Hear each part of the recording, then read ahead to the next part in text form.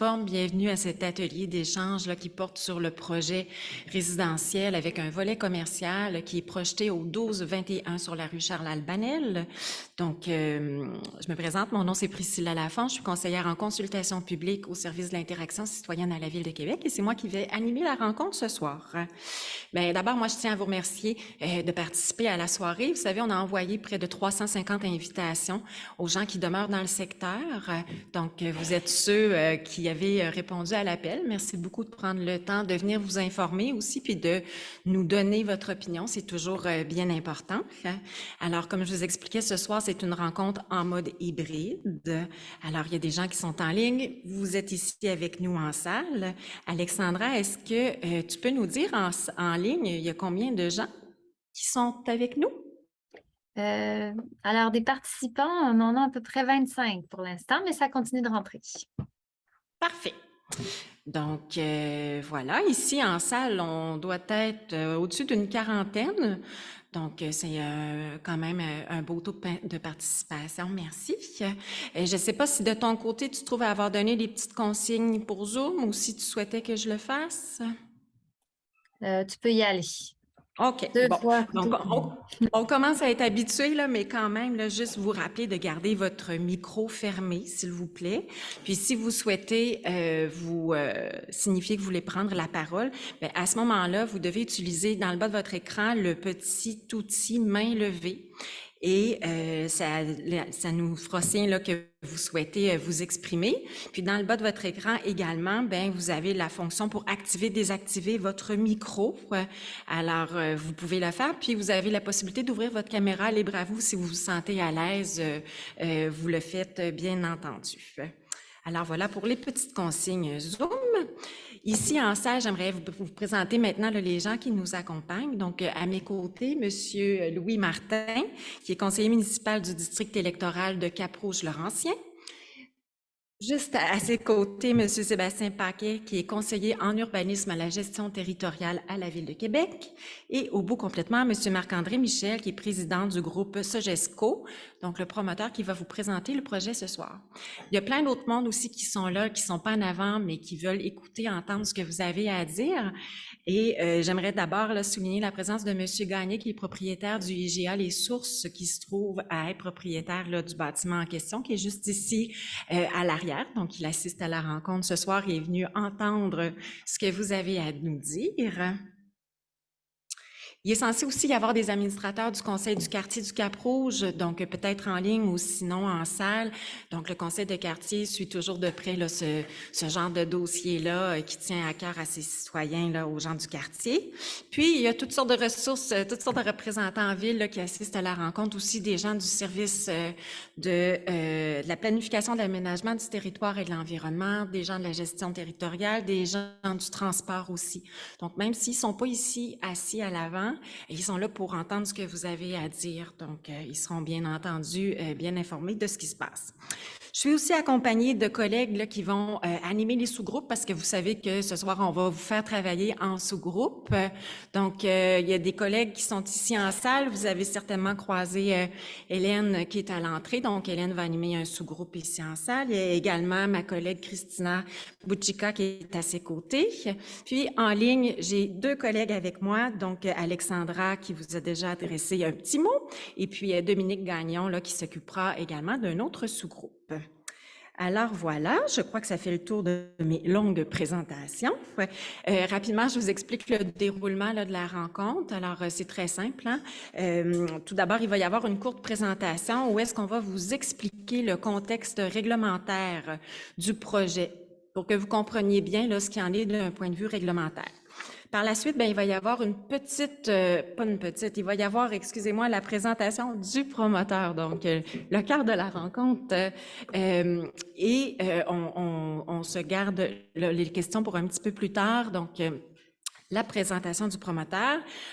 Et ensuite, une petite période de questions, mais ce sera seulement des questions techniques. Juste des questions de compréhension avant de vous faire travailler en sous-groupe. Donc, ce ne sera pas le moment là, de faire des commentaires ou bien de nous faire part de vos préoccupations. C'est juste des questions techniques pour être certaine de bien avoir compris le projet.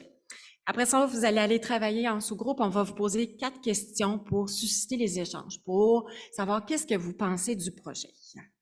Alors, on va revenir en plénière et là, on va partager là, ce que vous avez fait comme échange en sous-groupe.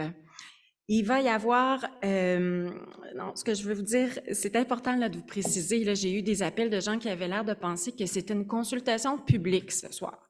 C'est pas une consultation publique, c'est vraiment un atelier d'échange. On est en amont.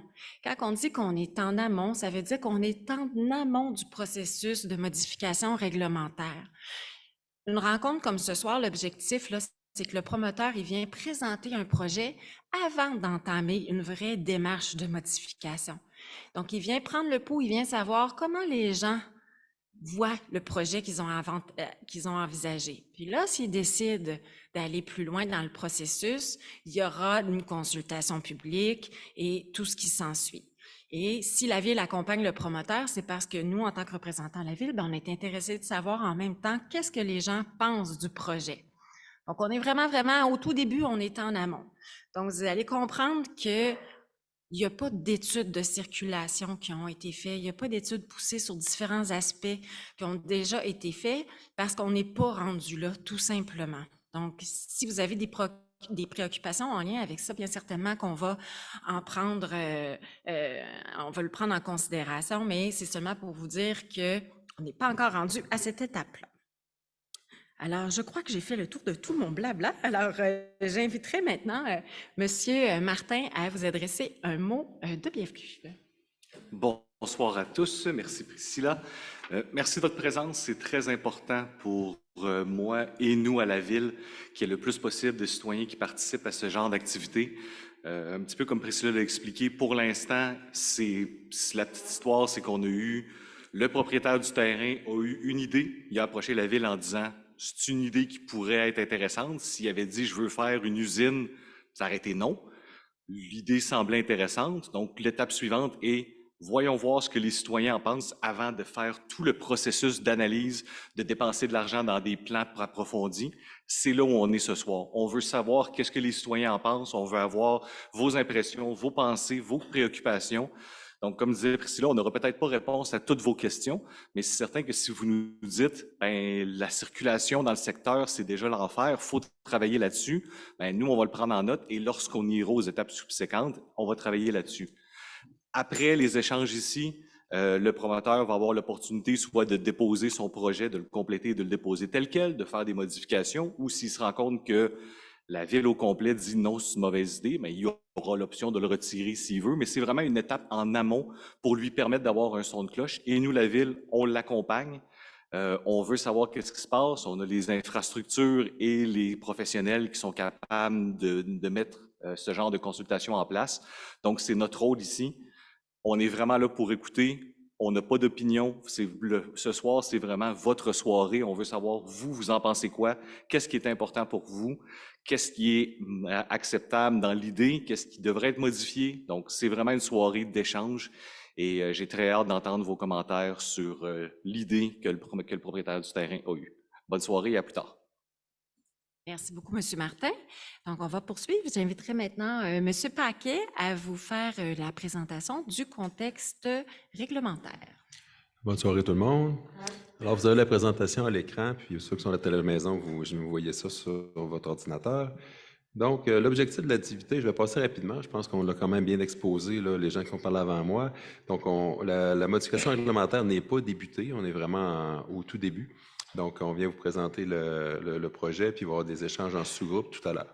Vous avez ici un cheminement simplifié de où est-ce qu'on en est rendu dans le processus. Comme vous pouvez voir, la case qui est en bleu, c'est celle de l'atelier d'échange. Donc, c'est le nom de l'activité ce soir, l'atelier d'échange. Ensuite, pourrait survenir certains ajustements au projet si requis.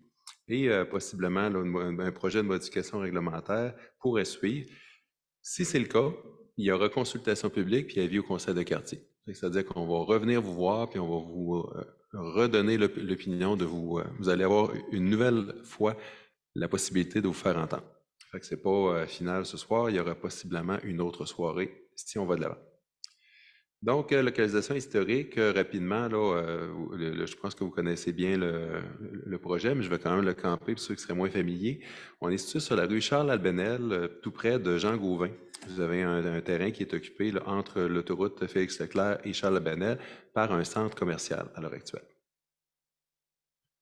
Au niveau du contexte réglementaire, c'est assez simple. La modification qui serait nécessaire pour réaliser le projet, c'est l'ajout de l'usage H1 logement dans la zone concernée.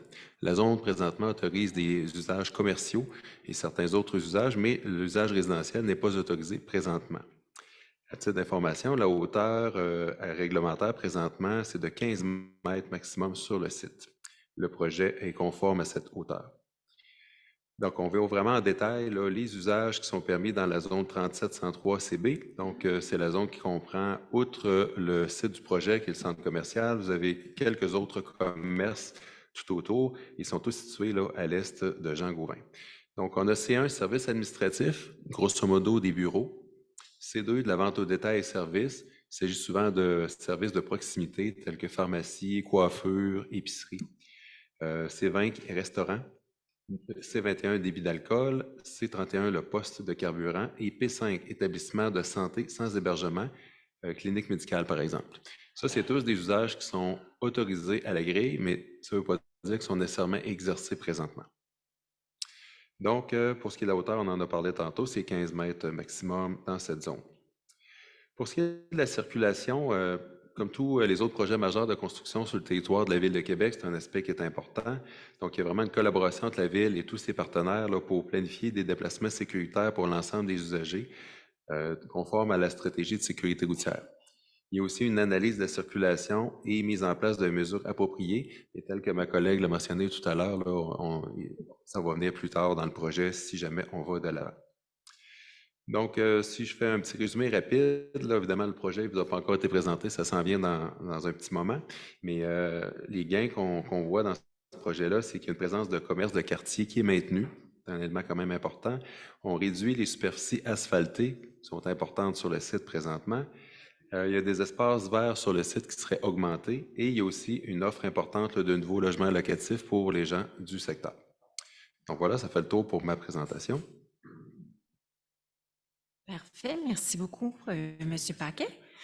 Donc, ça mettait la table pour poursuivre. Alors, on irait maintenant avec Monsieur Michel, si vous voulez bien nous présenter votre projet. Parfait, merci beaucoup. Alors, bonsoir à tous. Mon nom est Marc-André Michel, je suis la firme Groupe Sogesco. Nous sommes les gestionnaires de la propriété depuis maintenant plus d'une dizaine d'années. C'est avec beaucoup de grand plaisir qu'on vous présente aujourd'hui le fruit de plusieurs années de réflexion et d'analyse. Oh, je vous interromps, je m'excuse parce qu'on ne voit pas votre présentation. Est-ce qu'elle est... Est-ce qu'elle l'était?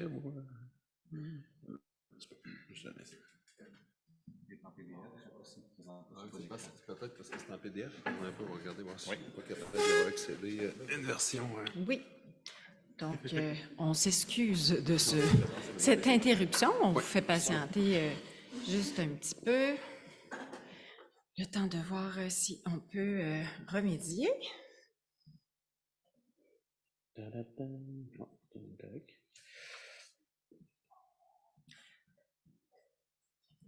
Pas chanter une chanson en même temps, hein? Ce serait pas payé. Juste la fin de semaine. C'est correct, Marc-Antoine? Oui. Phew! Merci beaucoup. C'est important, ces gens-là. Oui, effectivement, effectivement. Bon. Alors, tel que mentionné, le projet qui vous est présenté se trouve à être l'aboutissement de plusieurs années de réflexion et d'analyse sur l'avenir du centre commercial. Le projet fait également l'objet de discussions avec la Ville qui ont amené à l'amélioration du projet. C'est dans cette optique-là qu'on se présente devant vous aujourd'hui pour vous l'exposer et entendre vos commentaires quant au projet. Rapidement, le centre commercial, comme on mentionnait tantôt, est la propriété des immeubles Gavin. C'est une société liée à la firme IGA des Sources de Québec, exploitant un certain nombre de marchés d'alimentation dans la région de Québec, dont le IGA des Sources de Cap-Rouge situé à proximité. Parmi les réalisations immobilières des immeubles Gavin, il y a bien évidemment le IGA des Sources de Cap-Rouge dont on a mentionné, la phase 2 du complexe des Sources, juste en face du marché d'alimentation, et le IGA des Sources de Bois-Châtel. Notre réflexion à l'égard du projet origine grosso modo de principalement de deux constats. Un, l'évolution du commerce au détail dans les dernières années.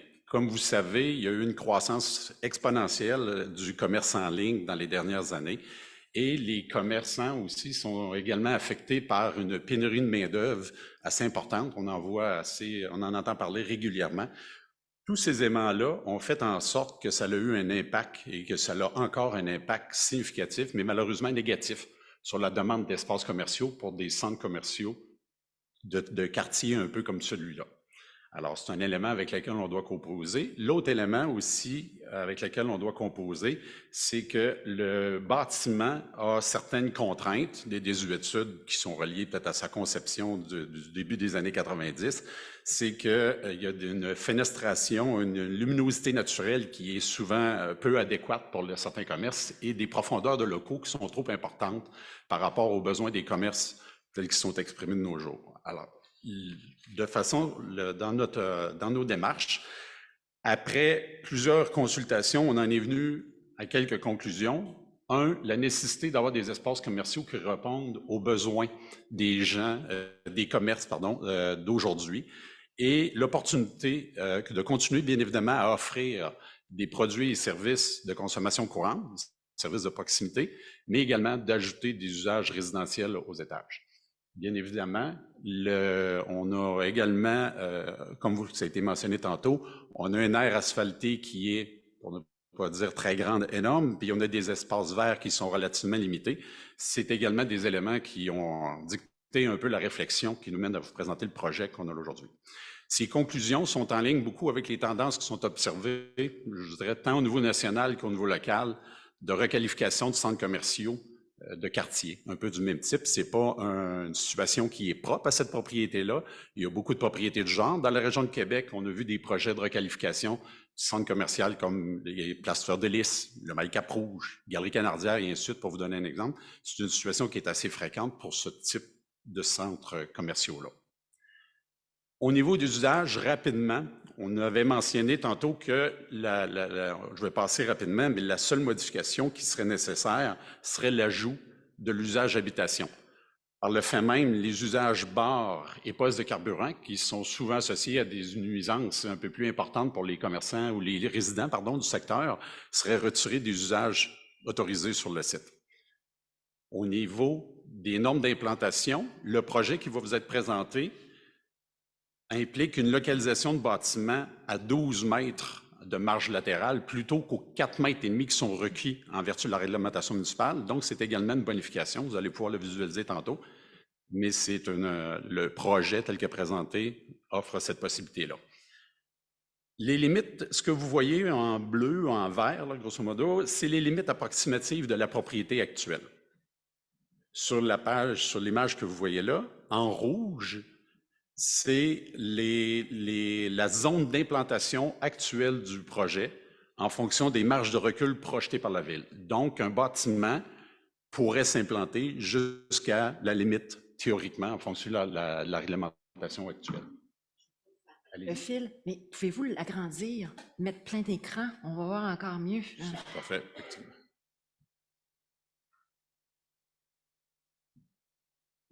Yes. Parfait. Merci beaucoup. Alors, au niveau de l'implantation. Donc, en vertu de la réglementation actuelle, comme je vous mentionnais, la ligne rouge délimite la zone d'implantation potentielle des bâtiments tels que permis actuellement. Le concept du projet, par contre, est tout autre. Le concept, au niveau de l'implantation, prévoit à terme la construction de 4 bâtiments en autant de phases. Les bâtiments en façade sur Charles-Albanel auraient au rez-de-chaussée des espaces commerciaux ou de services.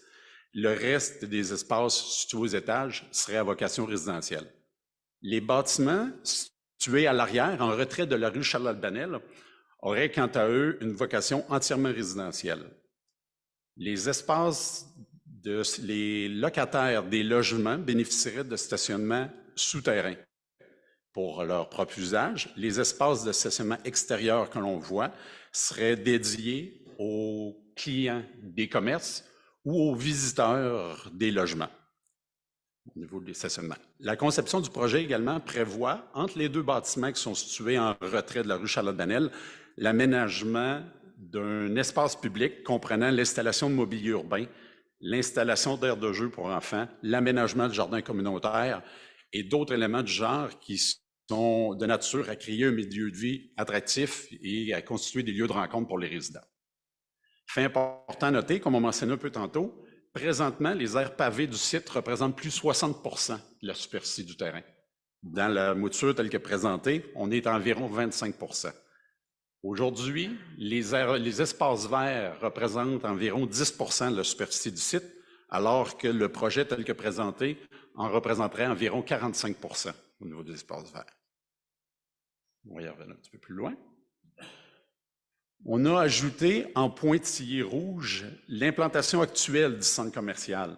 On y remarque que les bâtiments projetés sont sensiblement implantés à la même distance des résidences situées à l'est, sur la rue Germaine-Lecourt, de sorte que, même si la réglementation municipale le permettait, comme on l'a vu tantôt au niveau de la ligne rouge, les bâtiments ne seraient pas situés plus proches des résidences que le bâtiment actuel présentement. La phase 1 du projet comprendrait environ 1000 m² d'espaces commerciaux au rez-de-chaussée, plus ou moins 30 unités de logement. La phase 2 en comprendrait environ 70 appartements. La phase 3 comprendrait environ 55 unités de logement et plus ou moins 2000 m² d'espaces commerciaux. Et la phase 4 comprendrait, quant à elle, environ 80 unités de logement. 60, pardon, excusez-moi. Dans son ensemble, le projet comprendrait donc à terme plus ou moins 215 logements et plus ou moins 3000 m² d'espace pour commerce et services. La réglementation, l'ensemble du projet tel qu'il était mentionné tantôt, respecte en tout point la réglementation en vigueur quant à la hauteur maximale permise, c'est-à-dire 15 mètres. Les phases 1 et 3 du projet, situées en façade sur Charlotte-Banel, auraient 4 étages. Les phases 2 et 4, situées en retrait, auraient quant à elles 5 étages. La différence vient du fait que les bâtiments en façade situés sur Charlotte-Banel auraient un rez-de-chaussée commercial qui aurait une hauteur plus importante qu'une hauteur normale du résidentiel, d'où des bâtiments de 4 étages en façade et de 5 étages à l'arrière, mais toujours dans le respect de la réglementation actuelle d'un 15 mètres d'hauteur. Pour le reste, au niveau les perspectives et élévations qui vous sont montrées présentement illustrent le concept architectural du projet. Bien évidemment, l'architecture pourra être peaufinée ultérieurement, mais les images donnent quand même un aperçu du type d'architecture qui est envisagé au niveau du projet.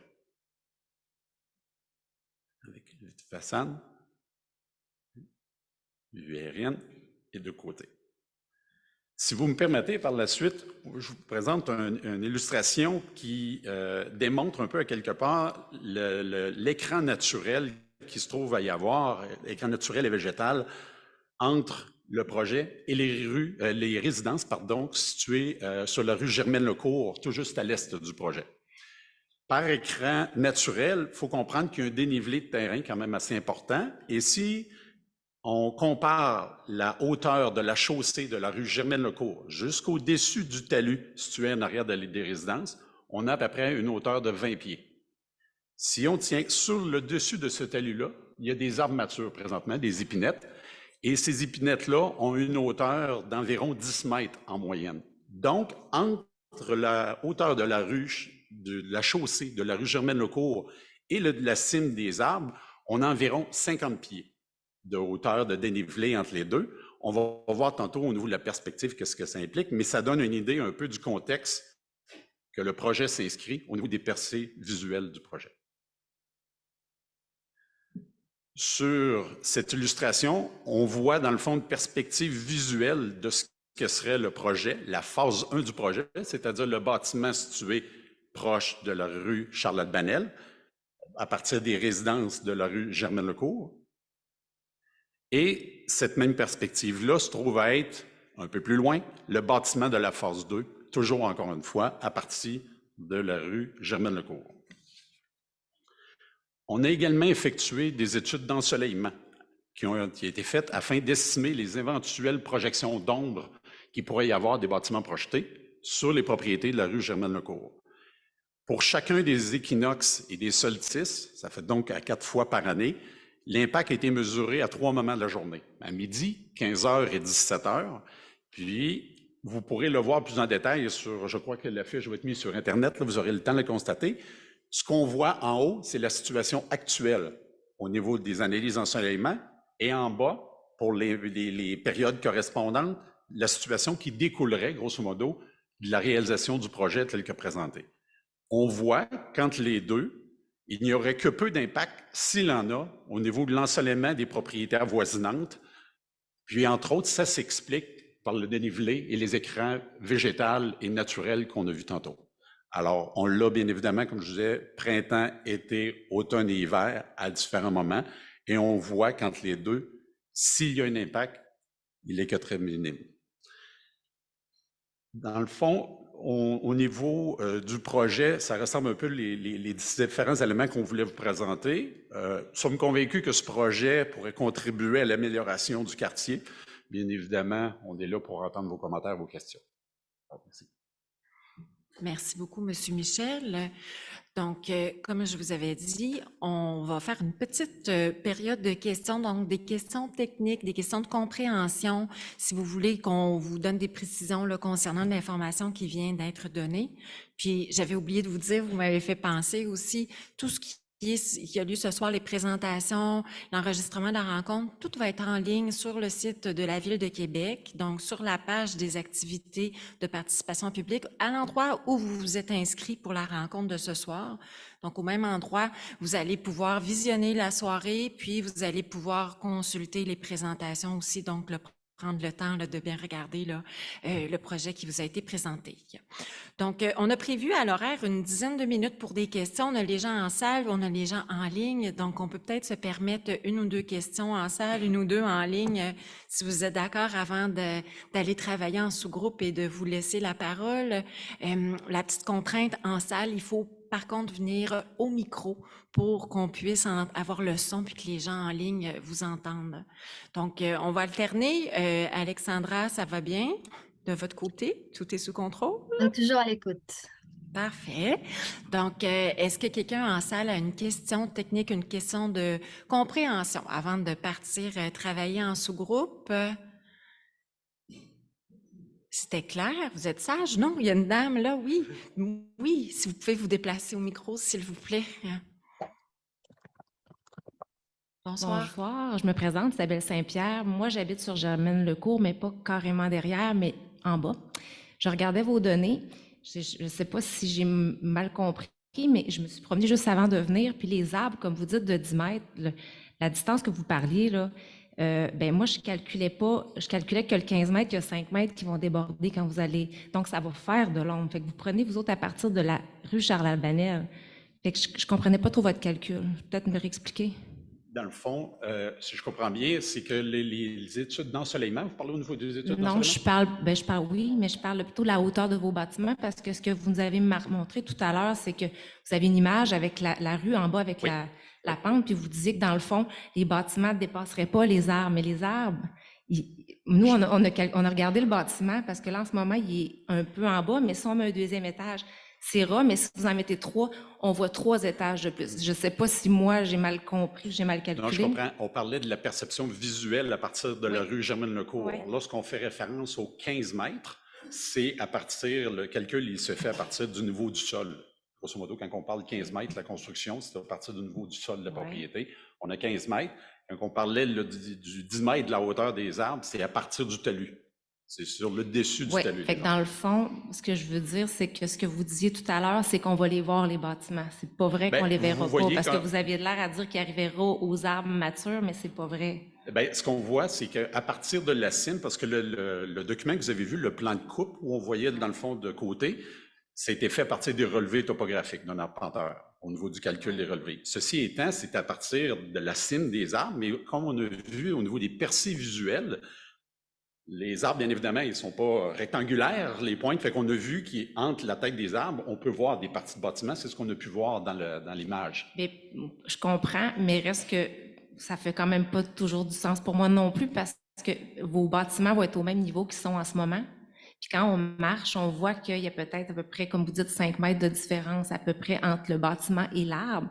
Mais si vous rajoutez 10 mètres, vous comprenez Mais votre on ne bâtiment. rajoute pas 10 mètres. Ben, vous êtes à combien en ce moment, la hauteur? Ah, par rapport à la hauteur des bâtiments Oui, ben actuels? là, actuel, oui. OK. Mon Dieu, je ne sais pas honnêtement. C'est Parce 2 que vous étages, avez mais c'est des hauteurs Mais vous commerciales. avez juste un étage, ou 2 à peu près. Oui, mais par contre, il y a des bâtiments qui ont ils ont un étage je dirais, en utilisation, mais en volumétrie, on est peut-être à plus de 20 pieds. Alors Mais c'est plus qu'un d'abord, ce que je étage. serais intéressée Ouais. de savoir, c'est que votre bâtiment, par rapport au niveau des arbres, si vous avez des gens qui sont capables de calculer, j'aimerais savoir par rapport aux arbres, combien plus haut ça va être. Parce que la perception va faire une différence pour les gens en bas, c'est sûr, puis dans le quartier. Puis même que là, vu qu'on est en dénivelé, on est vraiment, tu sais, vous comprenez que les maisons en bas vont Je sûrement comprends. aller voir. Moi, ce que je peux vous dire, c'est que ces données ont été faites là, c'est pas des estimations qu'on a fait. Il y a eu des relevés d'arpentage quant aux hauteurs et c'est des logiciels qui ont permis d'arriver à ces illustrations-là.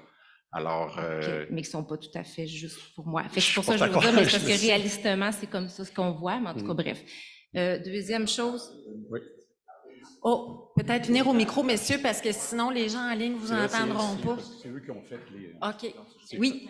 Oui, J'ai aussi des mains levées en ligne, là, Priscilla. Oui, ça sera pas long. On s'en vient. Oui. Bonsoir, c'est Carlo Perolo, architecte, qui a travaillé sur le dossier. Puis effectivement, l'image qu'on a montrée, on peut peut-être revenir en arrière pour la montrer. OK, excusez, on l'a, parfait. L'autre, ça. OK, Reviens, ça. Ça, ça a été fait, c'est vraiment des rendus par rapport au niveau. C'est vraiment ça que vous allez voir. Autrement dit, la différence, quand vous me demandiez, la différence 15 mètres, c'est le maximum. Si on parle qu'on a 10 mètres d'arbres, plus il y a un muret qui est à peu près 1,2 mètres, je dirais. Donc, on parle de 11,2. Effectivement, les bâtiments sont légèrement plus hauts, mais ils sont quand même en retrait de 12 mètres, ce qui fait qu'en perspective, ce qu'on voit là, c'est exactement ce que vous allez voir. Il n'y a rien qui est triché, là. C'est une maquette virtuelle, mais c'est exactement ce que vous allez voir. C'est ça. Pas plus, pas moins. Pareil.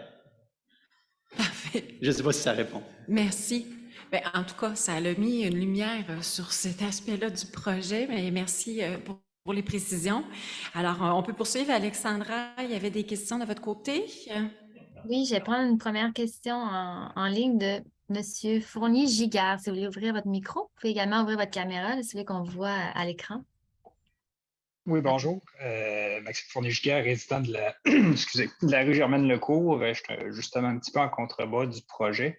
Je vois qu'il y a des études d'ensoleillement qui ont été faites. Je me demandais, est-ce qu'il y en a qui ont été faites aussi pour l'aspect vent puis l'aspect bruit aussi, parce qu'on rajoute quand même une espèce de mur de béton sur lequel le son de l'autoroute a le potentiel de faire beaucoup de réverbération. On s'entend que c'est déjà une rue qui est passablement bruyante là, avec la proximité de l'autoroute. Parfait, merci. Est-ce qu'on a de l'information à ce stade-ci du projet? À ce stade-ci du projet, il n'y a pas eu d'analyse qui ont été effectuées au niveau des vents ni du son. Effectivement.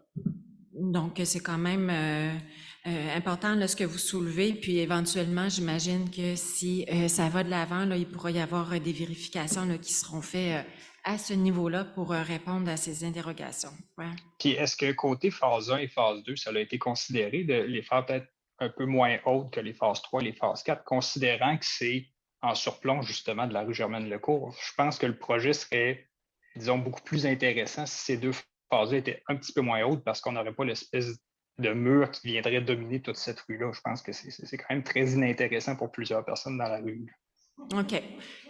Est-ce que ça a été envisagé comme option? Ouais. On avait regardé différents scénarios. Oui, bien évidemment, il y a des impératifs économiques là, qui viennent dicter tout ça. Alors, pour l'instant, c'est vraiment le scénario qui était sur la table en fonction des contraintes avec lesquelles on a composé. Parfait.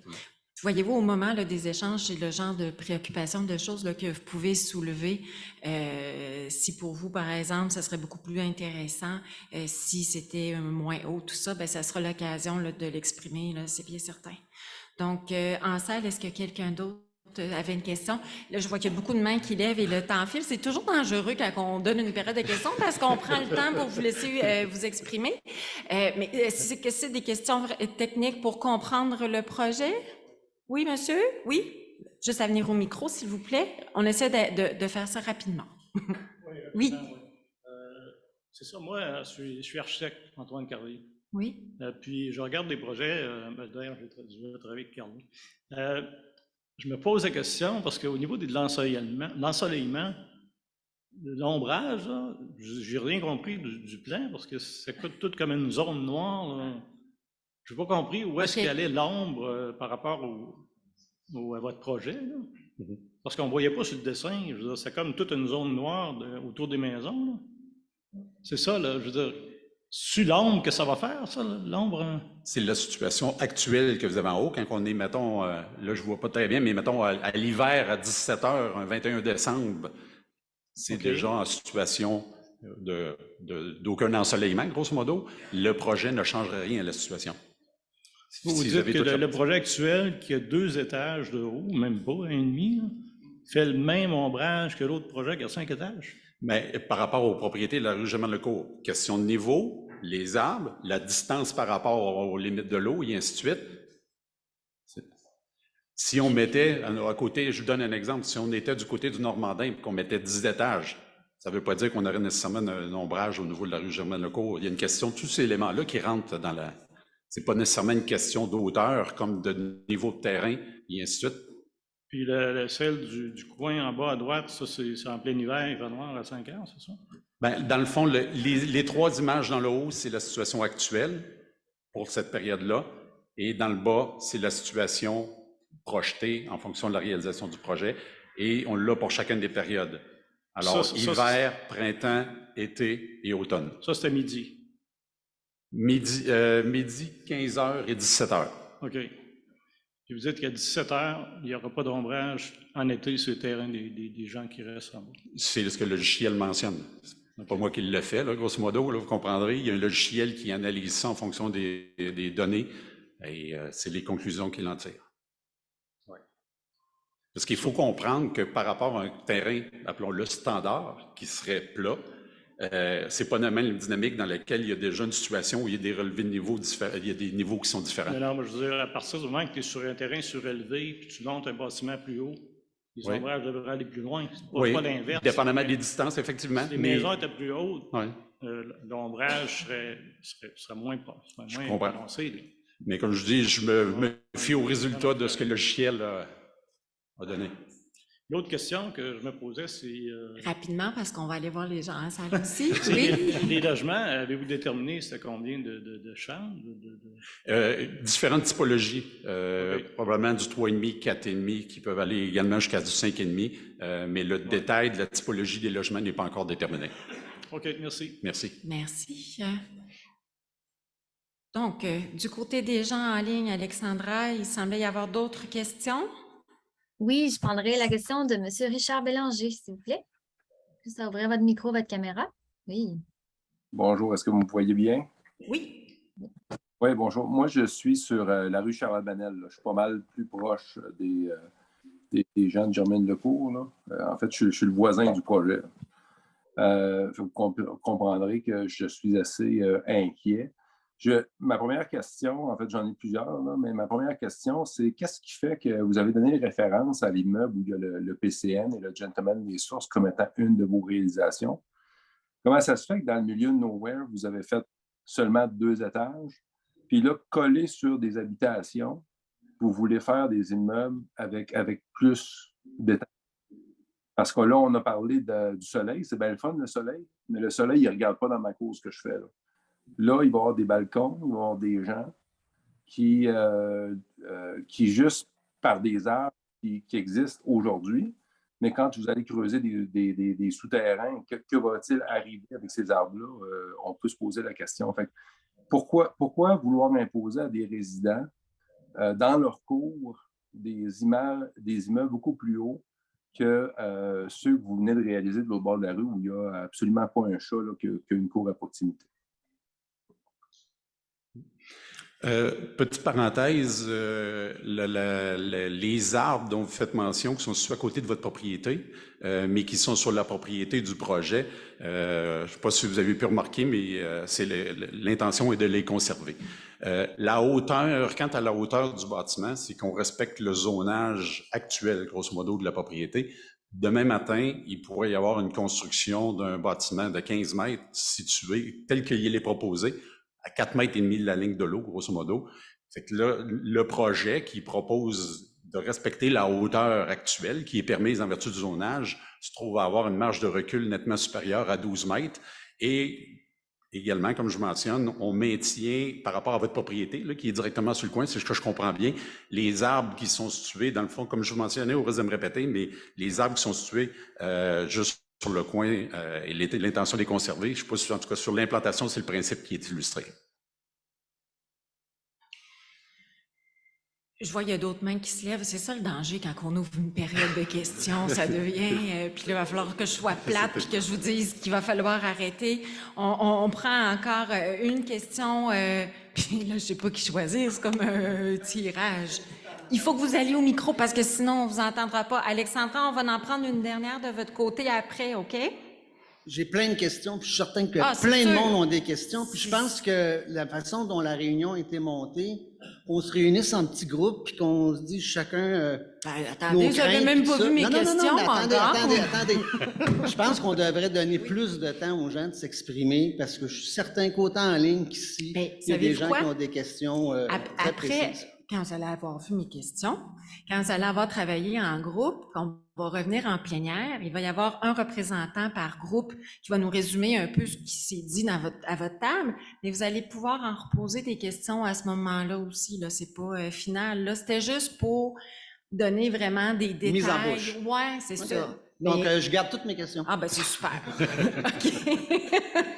Parfait. Si on retourne en ligne, est-ce qu'on prend une dernière question, Alexandra? Est-ce qu'il y avait quelqu'un qui souhaitait avoir un détail technique? Oui, Madame Latulippe.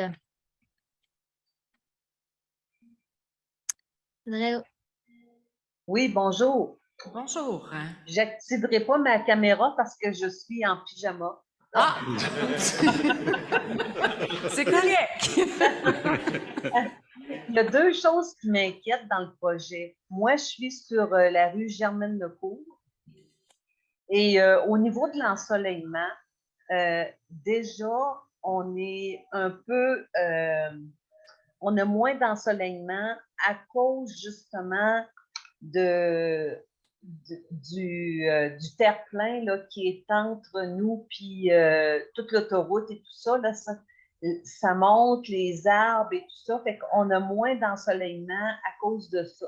Tu sais, moi, le coucher du soleil, je le vois pas. L'autre chose qui m'inquiète, c'est le bruit, parce que...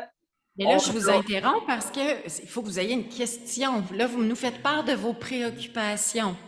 Bien, peut-être que vous allez pouvoir me rassurer. Bien. Parce qu'au niveau de l'autoroute, depuis qu'on a élargi l'autoroute, c'est beaucoup plus bruyant. Donc, j'imagine qu'avec le nombre de logements que vous voulez faire, il va y avoir encore plus de circulation, donc plus de bruit. Fait que ça, c'est les deux choses qui m'inquiètent. Je trouve que c'est un beau projet.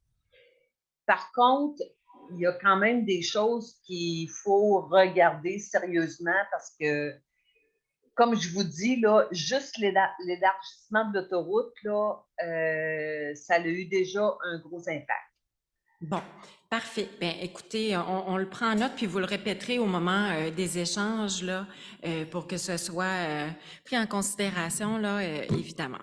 Donc, merci beaucoup. Alexandra, ça mettrait fin à notre petite période de questions techniques. Donc, on va pouvoir passer à la période d'échange en sous-groupe. Alors, écoutez, les gens qui sont en ligne, vous allez être dirigés dans un sous-groupe, dans une salle virtuelle Donc, vous ne touchez à rien pour l'instant. Il va y avoir un carré qui va apparaître dans votre écran. Puis, on va vous demander là, si vous souhaitez être redirigé vers une salle. Donc, vous pouvez autoriser le voyage spatial. Et il va y avoir un petit délai. Puis, vous allez réapparaître dans un sous-groupe avec une de mes collègues, donc soit avec Alexandra ou bien avec Dominique, qui va prendre le relais pour animer la discussion. Les gens qui sont en salle, on a 3 sous-groupes. Donc, idéalement, si vous pouviez vous joindre à des gens qui sont déjà là, parce qu'on est seulement 3 animatrices. Donc, ça va nous aider. Avant de vous déplacer, laissez-moi juste terminer. Petite consigne, première chose à faire. Puis, on vous demande de le faire. Choisissez soit qu'il y ait une âme généreuse se porte volontaire pour être votre représentant, mais ça nous prend un porte-parole par groupe. Donc, cette personne-là, ben, elle écoute, elle prend des petites notes, puis au moment de la plénière, on va lui demander de venir au micro, puis de nous résumer l'essentiel de ce que vous allez dire. Les autres commentaires, ils se perdront pas parce que nous, on est là, puis on va prendre des notes. Donc, soyez assurés que ce que vous dites est noté, puis vous avez votre représentant qui va faire un résumé pour que les autres personnes puissent entendre là, ce qui vous a inquiété. L'autre petite consigne, ben, c'est qu'on compte sur votre collaboration pour être respectueux, hein, que les échanges se fassent dans le respect. Donc, on est là pour discuter, pour échanger. Ça se peut qu'il y ait des points de vue différents. Donc, on vous demande la collaboration de ce côté-là. 4 questions, messieurs, s'il vous plaît. Donc, il y a 4 questions qui vont être soumises. C'est des questions pour justement susciter les échanges. Ça peut déborder. C'est vraiment pour entamer les discussions. Première question, on vous demande quelles sont vos réactions par rapport au projet qui vous est présenté ce soir. Là, on va mettre sur chaque table une image du projet, OK, pour que vous l'ayez en tête. Mes collègues vont pouvoir partager à l'écran ce plan-là aussi. On va mettre une feuille si vous avez envie d'écrire dessus, de coller des post-it. Il y a des crayons, donc c'est libre à vous. C'est quoi vos réactions par rapport au projet? Êtes-vous surpris, fâché, content? C'est le temps de nous dire qu'est-ce que vous en pensez. Deuxième question, c'est quoi vos préoccupations? Donc, c'est le temps de dire, là, moi, je suis inquiet du bruit. Moi, je suis inquiet de, bon, je ne vous donnerai pas des idées. Donc, c'est le moment de nous parler de vos préoccupations. Après, on va vous demander, est-ce que selon vous, le projet y est bien intégré au milieu? Est-ce que ça va bien dans le secteur? Est-ce que c'est un usage qui est intéressant d'ajouter? Donc, est-ce que c'est bien intégré? Puis enfin, on vous demande si vous avez des idées. Est-ce que vous avez des idées pour l'améliorer, le projet? Ou qu'est-ce qui pourrait être fait pour le bonifier, le projet? Donc, c'est le temps d'avoir des idées, des suggestions. Des fois, on fait des ateliers comme ça, puis les citoyens, vous êtes les utilisateurs du terrain. Donc, si vous regardez le plan, puis vous dites, oui, mais pourquoi ils ont pas pensé de faire ça? Bien, vous pourriez être surpris parce que des fois, le promoteur, il repart avec ses dessins, puis il dit, ben ça, on peut le faire, on peut le changer. Donc, si vous avez des idées pour le bonifier, pour l'améliorer, ben c'est le temps de nous en faire part. Donc, voilà. Alors, on va venir vous rejoindre en salle. Laissez-nous juste le temps de se déplacer. On va venir vous rencontrer pour commencer les discussions. En ligne, Alexandra, si tu veux procéder, puis envoyer tout le monde dans les salles. On est pile à l'heure. Il est 8h moins 20. J'avais prévu une 40aine de minutes d'échange. Ça veut dire que ça donne une dizaine de minutes par question à peu près. Donc, à 8h30, on revient tout le monde ensemble pour une plénière. Puis, si vous avez d'autres questions, oui, c'est certain qu'on va prendre le temps d'y répondre. Alors, ben, bonne discussion. Hein?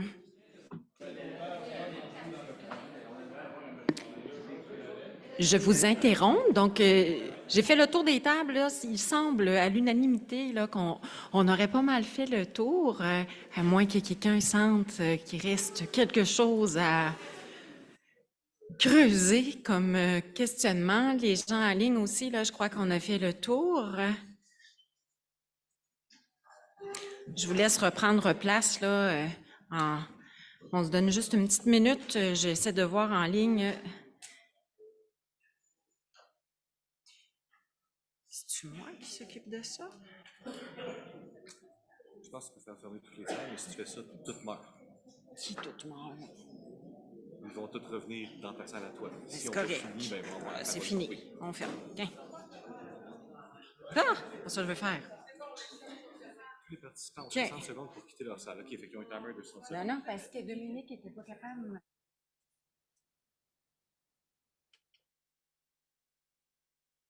OK. Il faut que tu attendes. Donc, il y avait un petit timer. Parfait.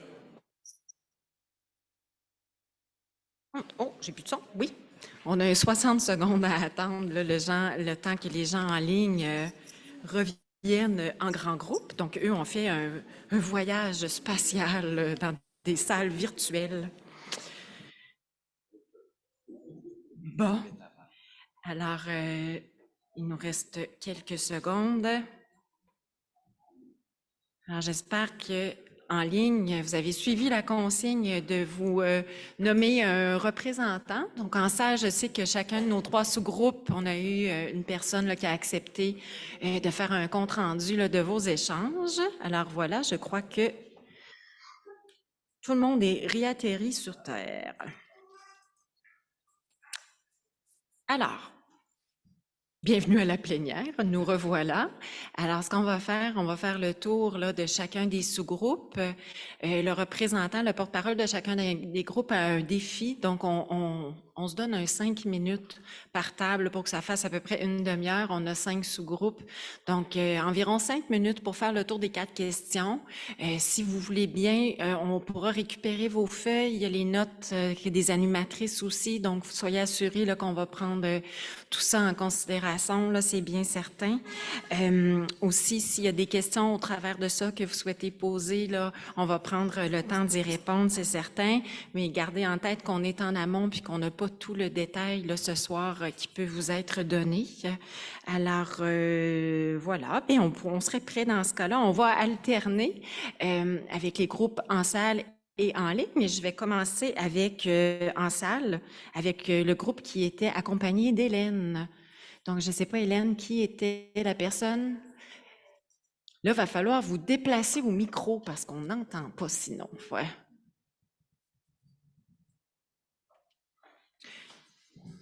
Bonsoir. Bonsoir. Ben, vous pouvez le baisser. Baissez-le, ajustez-le, c'est correct. Oui, comment vous voulez qu'on fonctionne? Question par question? C'est à votre goût. Vous pouvez survoler vos questions une à une ou sinon, faites-le comme vous le sentez. Bon, mais quant à la première question, les réactions, je vous dirais que je pense que ce qui ressort le plus, c'est la surprise. Okay. Entre autres, de l'ampleur du projet. Là, on a parlé d'un 215 logements dans ce petit coin-là, à côté des maisons unifamiliales ou des jumelés. Ça nous apparaissait être un coin beaucoup plus propice au commercial. D'ailleurs, c'est la planification qui avait été faite pour la ville pour ce coin-là. Le zonage est commercial. À notre avis, c'est ce qui fait le plus de sens.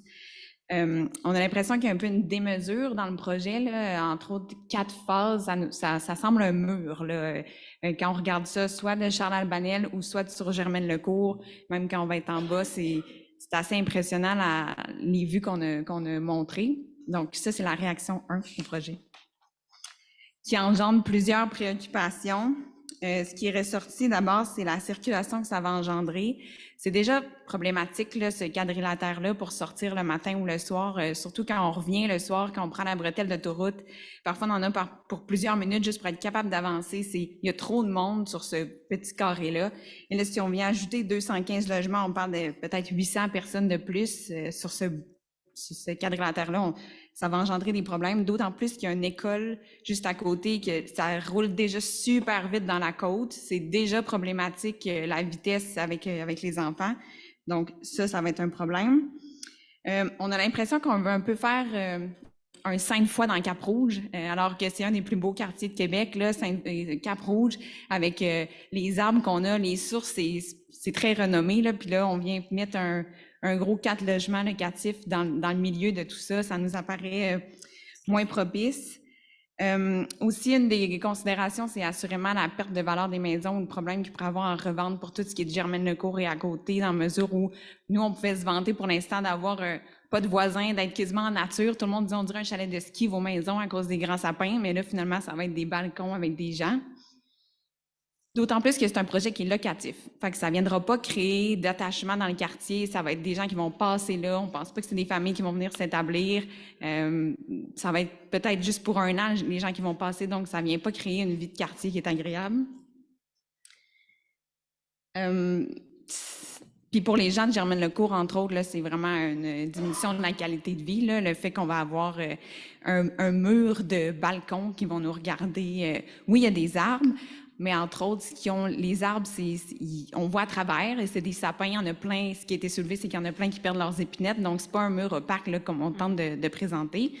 Je vous dirais, une autre des considérations les plus importantes, c'est que le promoteur a dit avoir l'intention de conserver les arbres, mais les intentions dans la vie peuvent être bonnes au début, mais se modifier en cours de route. Donc, minimalement, nous, ce qu'on souhaiterait, c'est qu'il y ait une protection réglementaire, une modification de zonage, entre autres, d'avoir une meilleure protection des arbres pour s'assurer que ceux qui sont présents ne puissent pas être coupés, entre autres. Ce qui est là à l'instant dans le zonage, c'est 702, là, ça ne protège pas grand-chose pour les arbres, là.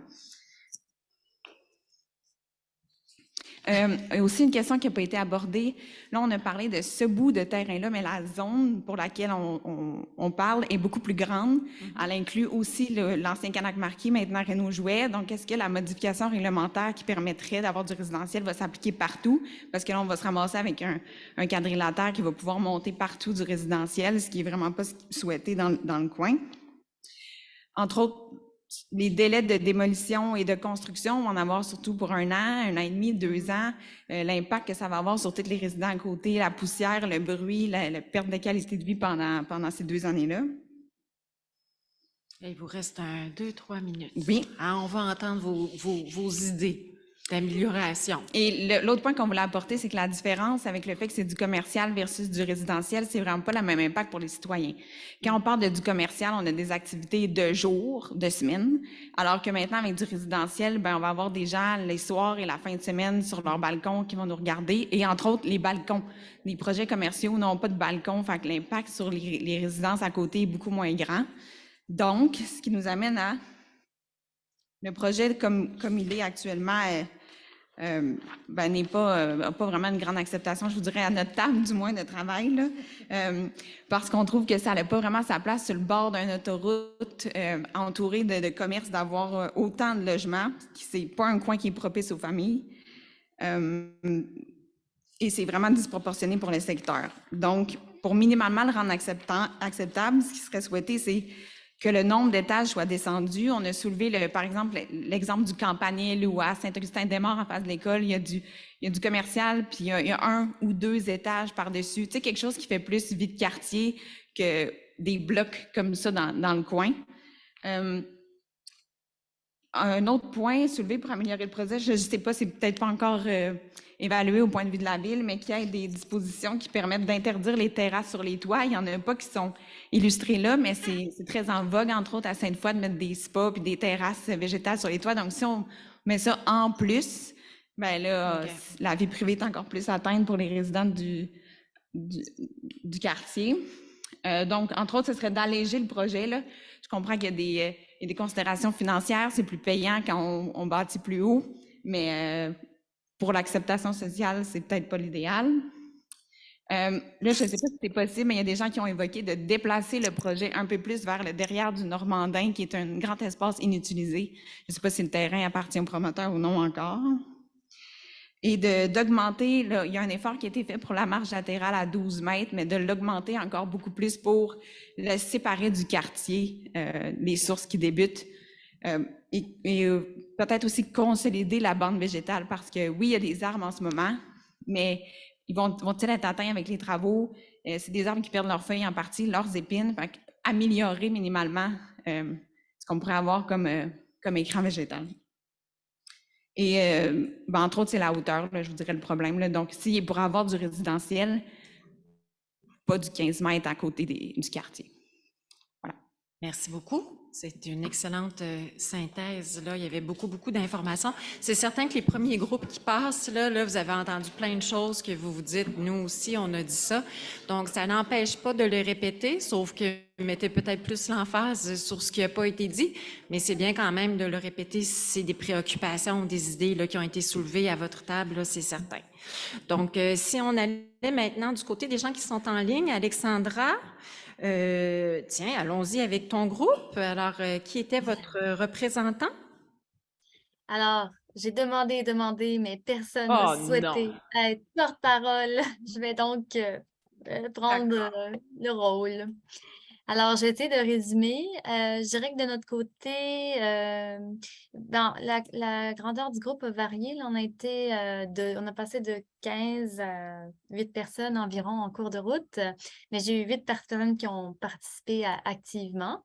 Je dirais que les opinions étaient partagées. Il y a des gens pour qui c'était un projet de qualité intéressant. Pour d'autres, c'était un projet là, qu'il rejetait d'emblée.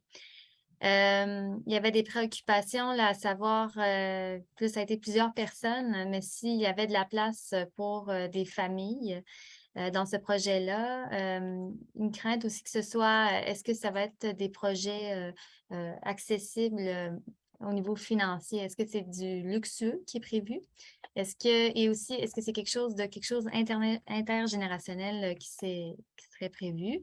Il y avait des préoccupations, là, plusieurs personnes ont mentionné que c'était peut-être un visuel très imposant. Peut-être c'est très proche au niveau de la marge avant, là, très proche de la rue. Peut-être trop haut également, là, ça a été mentionné aussi. Il y avait, pour certaines personnes, là, pour certaines personnes, ça représentait un projet qui pouvait très bien s'insérer à cet endroit-là, en bordure d'autoroute. De notre côté, pour d'autres, c'était un projet que, pour les mêmes raisons, n'avait pas sa place là.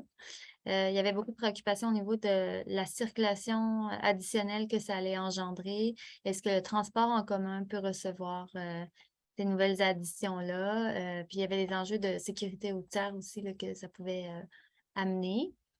Il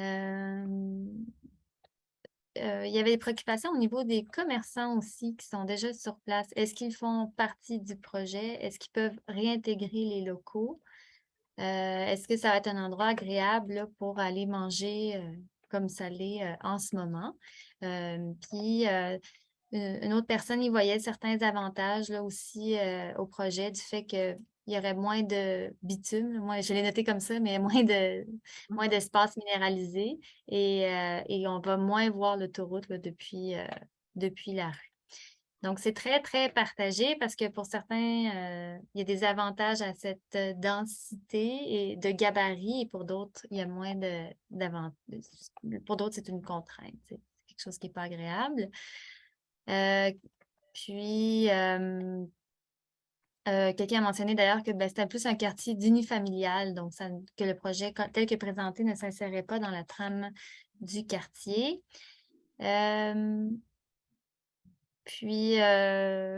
Voilà, on voudrait que ça reste convivial pour les résidents locaux là, pour aller fréquenter les commerces. Il a été suggéré de repenser la localisation des buildings. Il y a eu une proposition de déplacer, peut-être justement pour préserver l'intimité des gens qui habitent sur Germaine-le-Cours, peut-être réfléchir à mettre le stationnement qui est prévu à l'ouest du projet, le mettre à l'est. Il y avait une proposition de faire des toitures végétalisées, puis que ce serait intéressant d'offrir du logement accessible. Et là, ça venait avec plusieurs questions, donc à voir là, si vous répondez tout de suite ou après. À savoir, est-ce que ça pourrait être possible là, de réduire la densité, donc de réduire les gabarits, les hauteurs? Pourquoi est-ce que ça doit être aussi haut? Quelle est la clientèle ciblée pour la clientèle résidentielle ciblée? Et quelle serait un peu la brochette de prix, là, dans quel prix on s'enligne pour ces logements-là? De manière générale, pourquoi insérer du résidentiel dans cet endroit en particulier? OK. Bon, mais vous aviez un groupe un peu moins homogène que le premier, donc différents points de vue, puis c'est correct, puis c'est important que les gens qui n'aient pas nécessairement les mêmes points de vue puissent s'exprimer, puis on les remercie d'avoir le courage de le faire, c'est pas toujours évident. Donc, je sais pas, les questions, moi, je serais tentée de vous demander, M. Michel, concernant les commerces actuels, est-ce que c'est prévu que ce soit les mêmes qui restent? Est-ce qu'il y a une entente avec eux? Comment ça marche? On n'est pas encore rendu à l'étape des ententes. Bien évidemment, on est en avant-projet, mais on a dans le projet, il y a une superficie supérieure à celle qui est présentement occupée par les commerçants. Alors, bien évidemment qu'il y a des espaces qui seraient disponibles, puis ceux avec qui on fait affaire depuis longtemps, ça va certainement considérer, c'est le principe, effectivement. Je ne vais pas perdre le Jean Coutu. Effectivement. Parfait, OK. La question de la clientèle ciblée, vous y avez peut-être un petit peu répondu tout à l'heure, mais peut-être répéter. C'est-tu du logement pour les personnes seules, les jeunes familles? Est-ce qu'il y a un type de clientèle qui est envisagé? C'est varié au niveau de l'occupation, en fonction des analyses qui ont été faites, études de marché qui ont été produites jusqu'à date. Différentes typologies de logements, différentes grandeurs de logement, puis s'adapter à différentes demandes, là, que ce soit des monoparentales ou des familles ou des personnes vivant en couple seul. C'est pas restreint à une catégorie particulière. Parfait. L'autre question, je suis embêtée de vous la poser concernant la réduction de la hauteur. Là, vous l'avez un peu abordé tout à l'heure, là, mais à savoir pourquoi est-ce qu'on le fait si haut? Est-ce que ce serait possible de réduire la hauteur? Je ne sais pas si vous avez envie de vous lancer dans une explication. C'est le cœur, dans le fond, là, des échanges qui ont été faits, là, c'est certain, là.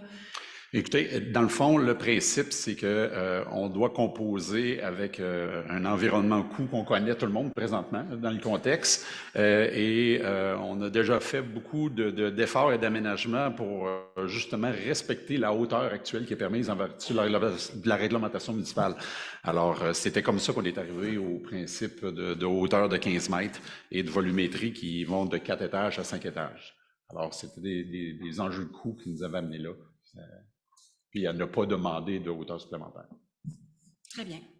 Donc, on va poursuivre. On pourrait passer en salle maintenant avec le groupe du côté de Christina. Donc, qui était votre représentante? Je vais vous demander de vous déplacer au micro, s'il vous plaît. Bonsoir. Bonsoir. En fait, moi, je suis juste la porte-parole.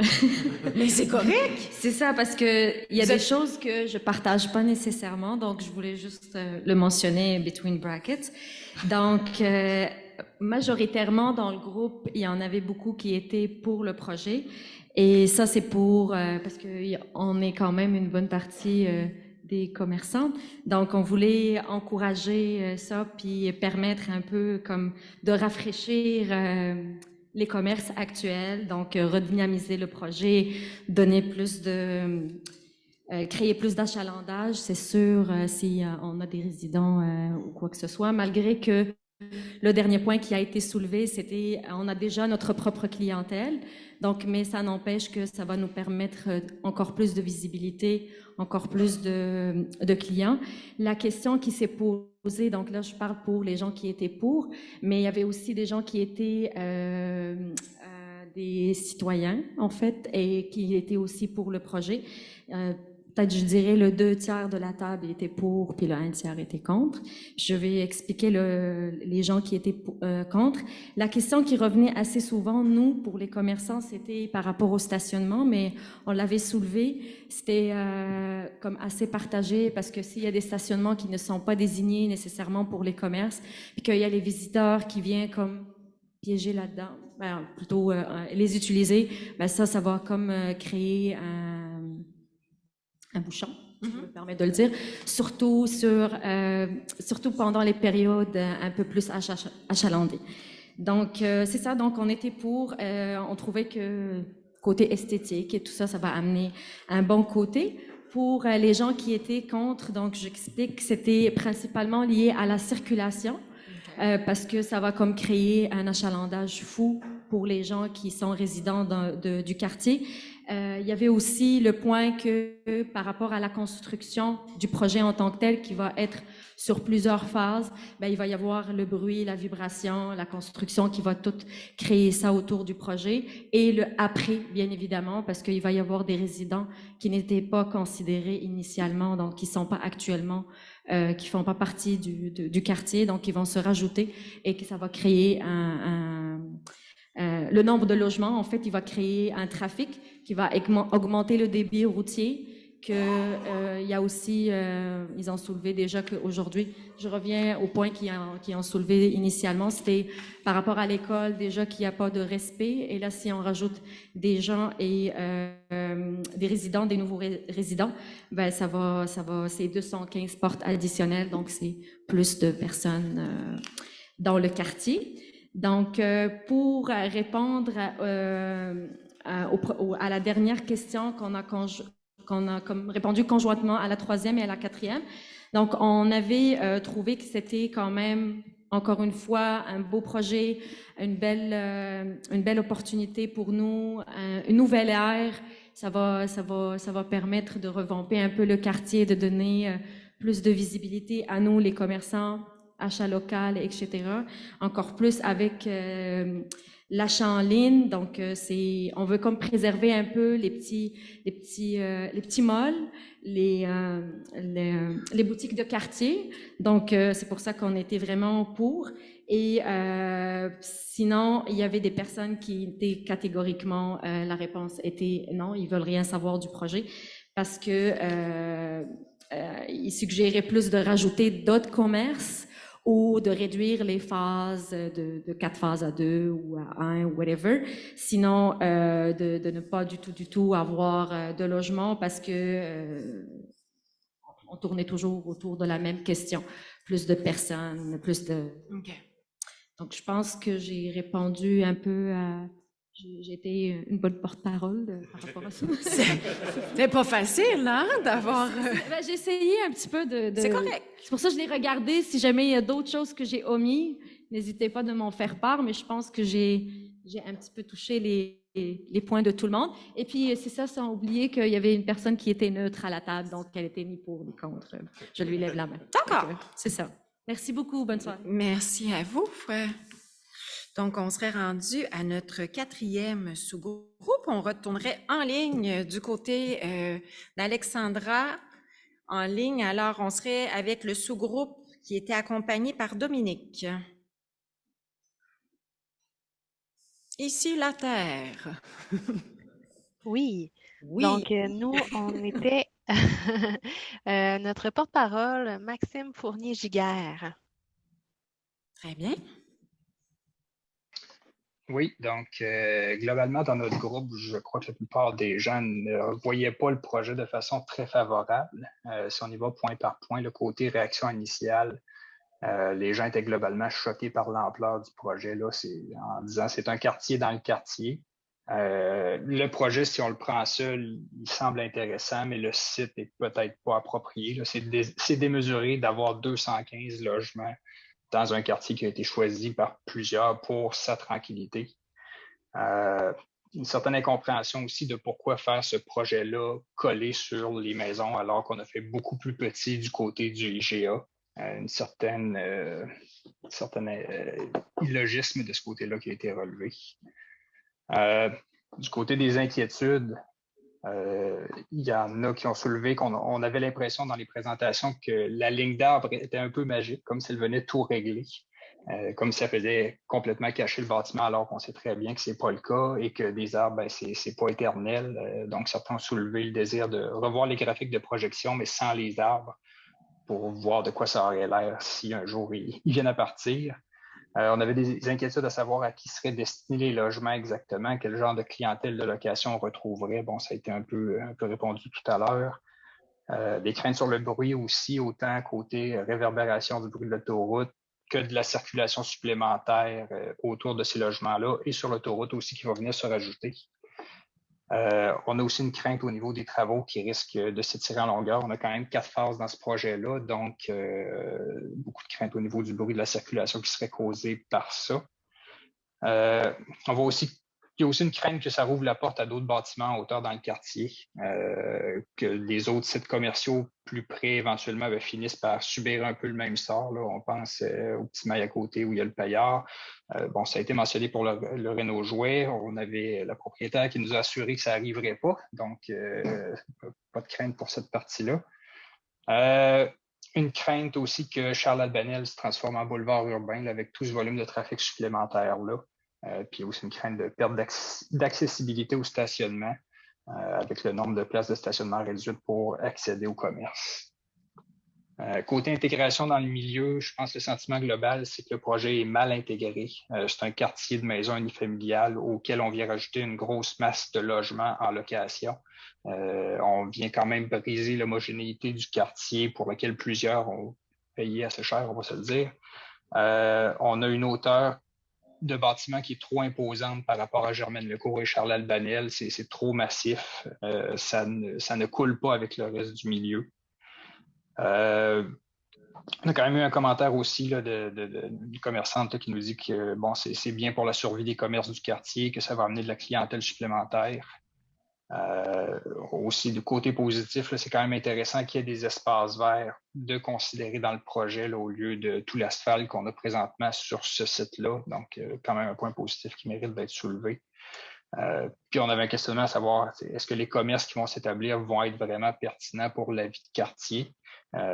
Puis est-ce que le projet va vraiment assurer leur pérennité? On a vu d'autres projets comme par exemple au Maïcap Rouge où ça n'a pas été le cas, où les commerces qui étaient là au jour 1, bien, certains ont déjà fermé aujourd'hui, donc il n'y a pas du tout de garantie de ce côté-là. Du côté des idées, on a soulevé des idées de mixité du type d'habitation, de ne pas avoir uniquement des appartements, particulièrement là, pour les phases 1 et 2 qui sont plus près des habitations. C'est globalement de penser à une zone tampon entre le quartier résidentiel qui, lui, est à faible densité et de faible hauteur versus ce nouveau quartier-là qui, lui, serait à haute densité. On nous mentionnait qu'on était plus respectueux de l'intersection avec les autres projets du côté du IGA qu'on l'a été des résidents de Charles-Albanel et de Germaine-Lecourt en proposant ce projet-là.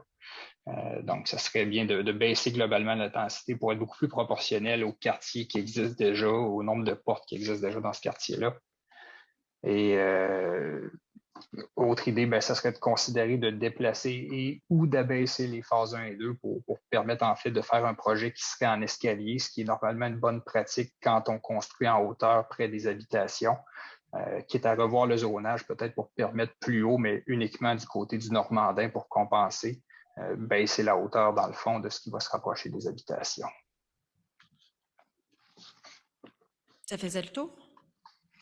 Oui, ça faisait le tour, à moins que quelqu'un me dise que j'ai oublié des points, mais je crois avoir fait le tour. Bien, très bien, merci beaucoup. Donc, vous avez apporté, oui, parfois les mêmes idées, les mêmes commentaires, mais aussi des nouvelles idées, des nouvelles prises en considération. C'est toujours très intéressant. Merci beaucoup. Donc, on retournera en salle avec le dernier groupe, donc celui avec qui j'ai travaillé. Alors, j'inviterai le porte-parole. Là, c'est vous qui avez la tâche la plus difficile. Vous êtes le dernier. Donc, allez-y, juste à remontez-le. Ouais, comme ça. Comme ça? D'accord. Bon, première question, les réactions. Les gens étaient surpris, déçus, inquiets. Les gens trouvaient que c'était une densification un peu forcée, projet trop gros. Les gens ont dit aussi que ça va être beau visuellement pour l'entrée du secteur et puis que ça peut être intéressant pour le secteur. Mais il y a des inquiétudes qui ont été soulevées aussi, comme inquiétude si on ouvre la porte à un gros projet de même résidentiel, qu'est-ce qui arrive au Canac-Marquis juste de l'autre côté? Il va y avoir un gros projet autant, avec un autre 430 autos, 215 logements, je veux dire. Et aussi une inquiétude, là, moi je demeure sur la rue Léon-Roy, il y a des terrains à vendre sur Gérard Dion, là, que le monsieur a mis vraiment trop cher. On dirait qu'il ne veut pas les vendre. Est-ce qu'il va y avoir un autre projet là aussi, d'un autre 215 logements qui va s'établir? Le trafic va être fou dans le secteur, ça va être terrible. Et puis, il y a le projet, bon, les gens disent des espaces verts, oui, tu sais, ça va faire plus d'espaces verts, mais à nous, ça ne donnera pas grand-chose, ceux qui sont dans le secteur, parce que ça va profiter surtout à ceux qui vont être là. Après ça, les préoccupations, les gens, bon, c'est un petit peu une répétition des autres, là, il y a le bruit, circulation qui est déjà problématique, qui va être empirée. Les préoccupations, les vues en plongée sur les terrains de Germaine-Lecourt et les premières maisons de Charles-Albanel. L'ensoleillement, perte d'ensoleillement qui a été mentionnée. Nos rues vont être pleines d'autos stationnés partout à longueur de journée, parce que oui, il va y avoir des stationnements pour ces gens-là, mais ils vont avoir de la visite, là, fait que déjà qu'il y a déjà beaucoup d'autos dans le secteur. L'autre inquiétude, quel type de logement ça va être? Ça a déjà été mentionné aussi. On sait que les logements locatifs, les gens déménagent pas chaque année, mais il y a beaucoup de déménagements, beaucoup de va-et-vient. La hauteur des arbres a été mentionnée comme une préoccupation aussi. Ça a une durée de vie, les arbres, et puis ils ne seront pas toujours à la hauteur de 30 pieds, donc qu'est-ce qui va arriver avec ça? Difficulté de revendre les maisons près du projet. Hein, comme ça a été mentionné par monsieur, là, on a des maisons qui valent dans les 600 000, 700 000, 1 million. Qu'est-ce qui va arriver avec ça? On va être capable de les vendre? On a de l'investissement. Je comprends que le monsieur fait faire de l'investissement, mais nous aussi. Il y a la durée de la construction, le bruit, le camillonnage, la poussière. Nous amène à la question 3. Est-ce que le projet est bien intégré dans son milieu environnant? La réponse a été non, parce qu'on ne trouve rien de semblable dans le quartier. Il n'y en a pas de bloc appartement dans le quartier.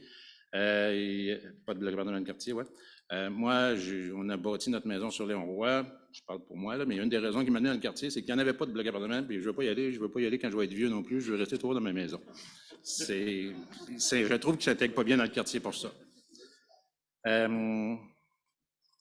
Et puis, le plus haut qu'on a dans le quartier, partout que je vois, c'est 2 étages. Quand j'ai pris mon permis pour bâtir la maison, la ville elle m'a dit, c'est 2 étages maximum.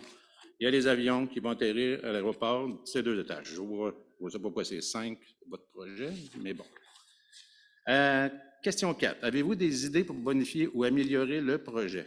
Les idées qui ont sorti, c'est avoir moins d'étages dans le projet ou abandon des bâtiments voisins de Germaine-Lecourt. Ça veut dire qu'il y aurait, je sais pas, les deux blocs qui seraient là, ils ne seraient pas là, finalement. Là. OK. Ouais. Phase 1 et 2, là, si je ne me trompe pas. L'autre idée, garder ça commercial. Espace vert, peut-être. Ou, une autre idée, avoir plus d'espace vert vers Germaine-Lecourt, encore plus loin les bâtiments. Donc, majoritairement, votre groupe, j'étais là, mais on comprend que c'était moins en faveur, mais il y avait quand même, l'aviez-vous dit au début, il y avait quand même des gens qui étaient d'avis. C'était moins en faveur. Il y a des gens qui ont dit, une personne a dit, quand on va rentrer dans le secteur, ça va être plus beau qu'un commerce qui est un petit peu peut-être délabré maintenant. Okay. Mais la majorité des gens ont dit, bon, c'est beaucoup trop gros, c'est sûr que ça a besoin d'amélioration, ce secteur-là. L'inquiétude, c'est s'ils font 230 logements là, de l'autre côté, quand McMurtry va avoir 230 logements, 230... C'est une des raisons pour lesquelles on est venu dans le coin, c'est que c'était tranquille. Merci beaucoup. Merci beaucoup à vous. Merci à nos 5 représentants là, qui ont rapporté vos propos. S'il vous plaît, est-ce que vous allez vouloir nous laisser vos feuilles sur lesquelles vous avez écrit? C'est précieux pour nous. C'est un beau complément d'information et puis ça va être mis dans un compte rendu. C'est certain, même si c'est noté un peu comme ça venait, c'est parfait. Je vous retiens encore juste 2 minutes. Je sais qu'il est tard, il est presque 21h. On devait finir à 21h. C'est parfait. Donc, on vous remercie beaucoup pour l'exercice. Je vous rappelle que ça va être disponible sur la page des activités de participation publique. Donc, au même endroit où vous êtes inscrit, vous allez pouvoir aller consulter la présentation, puis aussi revoir l'enregistrement si vous le souhaitez. Et puis, écoutez, advenant, là, vous avez compris, on l'a répété à plusieurs occasions, advenant qu'il y aura un projet qui irait de l'avant, soyez assurés qu'il va y avoir encore des démarches de consultation publique. Là. Ce soir, on venait sonder le terrain. Donc, voilà, Monsieur Martin, souhaitiez-vous adresser un petit mot de la fin? Je voulais aussi féliciter les porte-paroles parce que je l'ai déjà été dans d'autres exercices avant que je sois élu et c'est pas facile d'être le porte-parole. Donc, félicitations. Bon, aux 4 parce qu'Alexandra compte pas, c'est sa job, mais aux citoyens qui ont été là. Je voulais aussi vous remercier du fond du cœur d'être présent. Je pense que ça donne des échanges intéressants. Je pense que vous comprenez la dynamique qu'on est là pour écouter. C'est vraiment l'objectif de ça. On veut pas vous imposer un projet. Ensuite, la balle est dans le camp du propriétaire qui peut faire ce qu'il veut. Pour l'instant, nous, la Ville, on n'a pas besoin de porter d'opinion sur rien. C'est vraiment le propriétaire qui fait les ajustements, qui peut faire ce qu'il veut ou aller de l'avant. Je suis certain qu'il a très bien entendu tout ce que vous avez dit et que ça tourne dans sa tête. Ensuite, nous allons travailler avec le propriétaire s'il veut faire des modifications, s'il veut toujours aller de l'avant avec ce projet-là ou un projet modifié. Et comme le disait Priscilla, on va vous réinviter à une autre présentation une vraie consultation officielle sur un projet plus fini, plus fignolé. Aujourd'hui, c'était vraiment juste un échange d'idées, puis j'ai trouvé ça très, très intéressant de vous entendre. Donc, merci beaucoup d'avoir passé 2 heures avec nous. J'espère que vous avez trouvé que ça valait la peine. Merci, M. Michel, aussi, d'avoir présenté Merci le tous. projet Répondu aux questions. On vous souhaite une excellente fin de soirée, puis merci beaucoup. Au revoir.